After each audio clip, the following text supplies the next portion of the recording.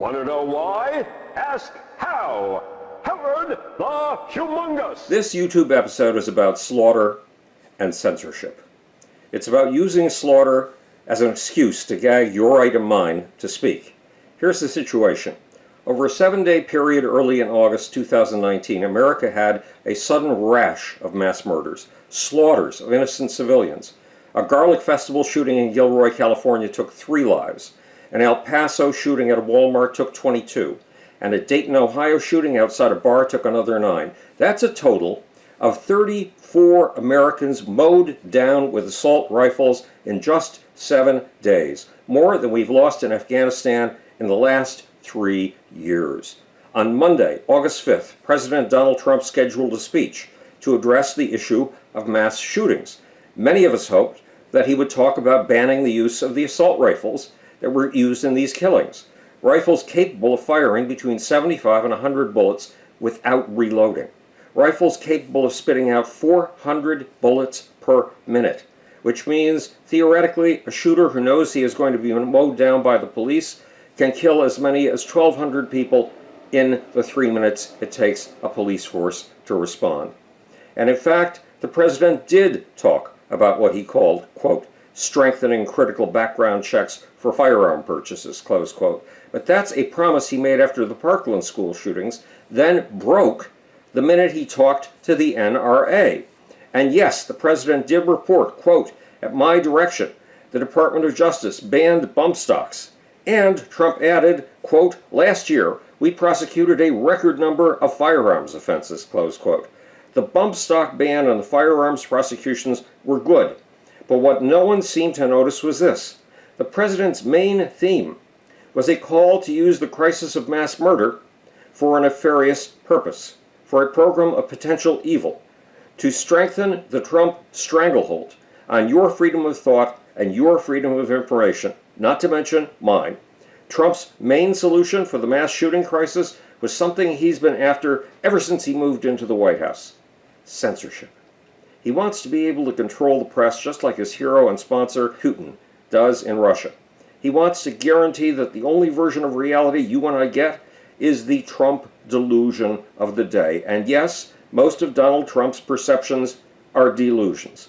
Meanwhile, here's how Donald Trump dodged the fact that he's been calling immigrants who come across the Mexican border rapists and murderers, that he's been calling them an invasion, and that in a recent rally he asked about immigrants, quote, how do you stop these people? But how do you stop these people? You can't. There's no... That's only in the panhandle you can get away with that statement. Trump failed to see how he is encouraging violence. He ignored his own role in stoking what appears to be a record number of mass murders under his administration. Says Daryl Johnson, the former lead analyst at the Department of Homeland Security for domestic terrorism. With Trump in office, the recruitment, prevalence of the domestic terror groups and hate crimes have spiked. Johnson added that rhetoric referring to people as, quote, invaders, rodents from craphole countries, this is the type of talk I see in racial chat rooms, close quote. How did Trump evade responsibility for his rhetoric? He used what psychologists call projection. He said the problem wasn't him. It was the internet. Declared Trump, we must recognize that the internet has provided a dangerous avenue to radicalize disturbed minds and perform demented acts. Trump continued, we must shine light on the dark recesses of the internet and stop mass murders before they start, close quote. Then Trump went bigger in his accusations against the internet. He said, quote, the internet likewise is used for human trafficking, illegal drug distribution, and so many other heinous crimes, close quote. His conclusion, quote, the perils of the internet and social media cannot be ignored, and they will not be ignored.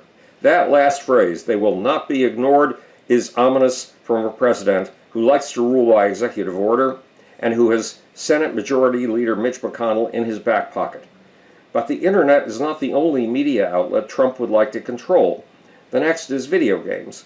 Said Trump in his speech, second, we must stop the glorification of violence in our society.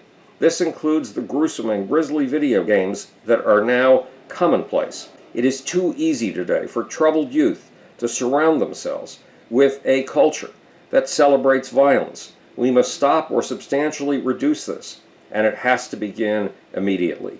Now, Vox responded to Trump's video game claims by publishing a chart revealing something vital. Violent video games have nothing to do with real violence. Nothing.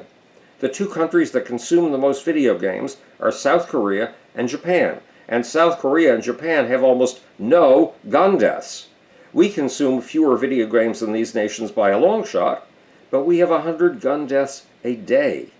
What's more, in the time since one of the most violent video games, Grand Theft Auto, was introduced in 1997, the murder rate in America has been cut to 28% of what it was way, way back then.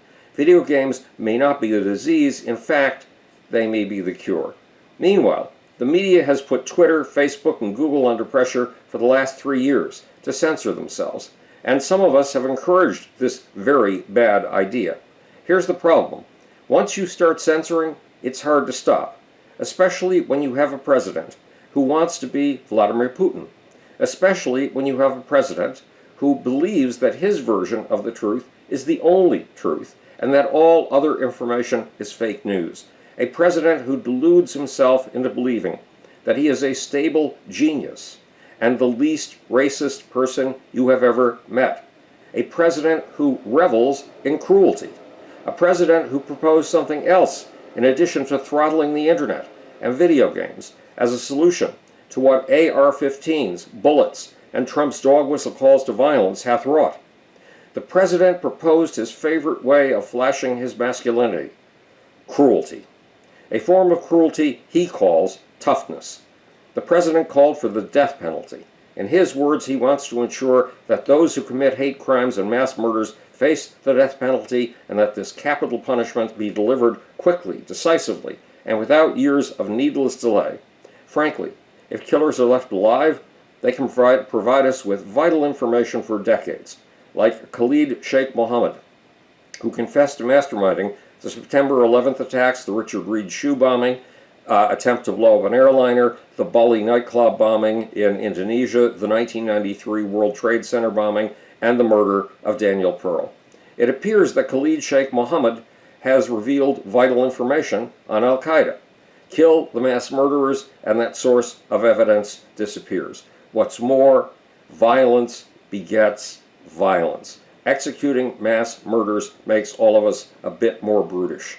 In other words, 34 people were killed in 7 days by assault rifles and by the president's violence-inducing rhetoric.